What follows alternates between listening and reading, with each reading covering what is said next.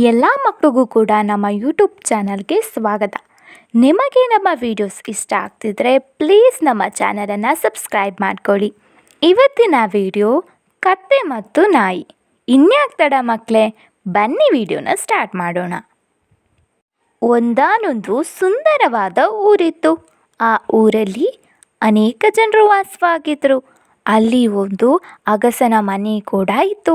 ಆ ಅಗಸನ ಮನೆಯಲ್ಲಿ ಒಂದು ಕತ್ತೆ ಹಾಗೂ ಒಂದು ಮುದ್ದಾದ ನಾಯಿ ಕೂಡ ಇತ್ತು. ಒಂದು ದಿನ ಅಗಸ ರಾತ್ರಿ ನಾಯಿಗೆ ಊಟ ಹಾಕೋದನ್ನೇ ಮರೆತುಬಿಟ್ಟ. ಜೋರಾದ ನಿದ್ದೆಯಿಂದ ಅವನು ಊಟ ಹಾಕ್ದೇನೆ ನಿದ್ರೆಗೆ ಜಾರಿಬಿಟ್ಟ. ಜೋರಾಗಿ ನಿದ್ರೆ ಮಾಡೋಕೆ ಶುರು ಮಾಡ್ದ. ಅಗಸನ ಈ ವರ್ತನೆಯಿಂದ ಅವನ ನಾಯಿಗೆ ತುಂಬಾ ಸಿಟ್ಟು ಬಂದಿತ್ತು. ಅದಕ್ಕೆ ಪಾಪ ತುಂಬಾ ಹಸುವಾಗಿತ್ತು. ಅದರಿಂದ ಅದು ಅವನಿಗೆ ಬುದ್ಧಿ ಕಲಿಸ್ಬೇಕು ಅಂತ ಯೋಚಿಸ್ತಿತ್ತು. ಅಗಸ ಜೋರಾದ ನಿದ್ರೆಗೆ ಜಾರಿದ್ದಾನೆ. ಅವನಿಗೆ ಏನಾಗ್ತಿಲ್ಲ ಏನೂ ಗೊತ್ತಾಗ್ತಿಲ್ಲ. ಆ ರಾತ್ರಿನೇ ಆ ಊರಿಗೆ ಕಳ್ಳ ನುಗ್ದ. ಅಗಸನ ಮನೆಗೂ ಬಂದ. ಕಳ್ಳನ್ ನೋಡ್ದ ಕತ್ತೆ, ನಾಯಿ ಬೊಗಳು, ನಮ್ಮ ಯಜಮಾನರನ್ನ ಎಬ್ಬಿಸು, ಮನೆಗೆ ಕಳ್ಳ ಹೋಗ್ತಿದ್ದಾನೆ ಅಂತ ಹೇಳ್ತು. ಅದಕ್ಕೆ ನಾಯಿ, ನಾನು ಬೊಗಳಲ್ಲ, ನನ್ನನ್ನು ಅವನು ಮರ್ತ್ಬಿಟ್ಟಿದ್ದಾನೆ, ನನಗೆ ಊಟನೂ ಹಾಕಿಲ್ಲ. ಇದನ್ನು ಕೇಳಿಸ್ಕೊಂಡ ಕತ್ತೆ ತಾನು ಹೇಗಾದರೂ ಯಜಮಾನನ್ನ ಎಬ್ಬಿಸಬೇಕು ಅಂತ ಜೋರಾಗಿ ಕಿರ್ಚೋಕೆ ಶುರು ಮಾಡ್ತು. ಸುಮ್ಮನೆ ವ್ಯರ್ಥ ಪ್ರಯತ್ನ ಮಾಡಬೇಡ ಕತ್ತೆ, ಸುಮ್ಮನಿರು ಅಂತ ನಾಯಿ ಹೇಳುತ್ತೆ. ಆದರೂ ಕೂಡ ಕತ್ತೆ ಜೋರಾಗಿ ಕಿರಿಸ್ತಿತ್ತು.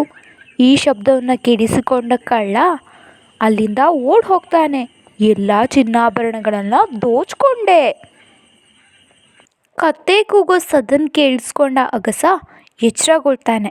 ಛೀ, ಹಾಳಾದ ಕತ್ತೆ, ನಿನಗೆ ಮಾಡ್ತೀನಿ ತಡಿ ಅಂತ ಎದ್ದು ಬಂದು ಪಾಪದ ಕತ್ತೆಗೆ ಸರಿಯಾಗಿ ಹೊಡಿತಾನೆ.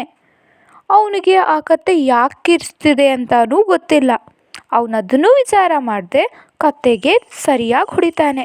ನಾಯಿಗೆ ಇದನ್ನು ನೋಡಿ ತುಂಬಾ ಬೇಸರ ಆಗುತ್ತೆ.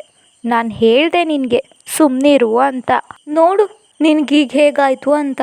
ಆ ಅಗಸ ನೀನು ಯಾಕೆ ಕೂಗಿದೆ, ಏನಾಯಿತು ಅಂತಾನೂ ನೋಡಲಿಲ್ಲ. ಅದಕ್ಕೆ ಹೇಳೋದು ಮಕ್ಕಳೇ, ಯಾರ್ಯಾರ ಕೆಲಸ ಯಾರ್ಯಾರು ಮಾಡಬೇಕು ಅವರವರೇ ಮಾಡಿದರೆ ಒಳ್ಳೆಯದು. ಪಾಪ ನಾಯಿ ಕೆಲಸನ ಕತ್ತೆ ಮಾಡೋಕ್ಕೋಗಿ ಅದು ಸರಿಯಾಗಿ ಒದೆ ತಿಂತು. ಇದಾಗಿತ್ತು ಇವತ್ತಿನ ವಿಡಿಯೋ. ಈ ವಿಡಿಯೋ ಇಷ್ಟ ಆಗಿದ್ರೆ ಪ್ಲೀಸ್ ನಮ್ಮ ಚಾನಲನ್ನು ಸಬ್ಸ್ಕ್ರೈಬ್ ಮಾಡ್ಕೊಳ್ಳಿ ಆ್ಯಂಡ್ ವಿಡಿಯೋಗೆ ಲೈಕ್ ಮಾಡೋದನ್ನು ಮರಿಬೇಡಿ.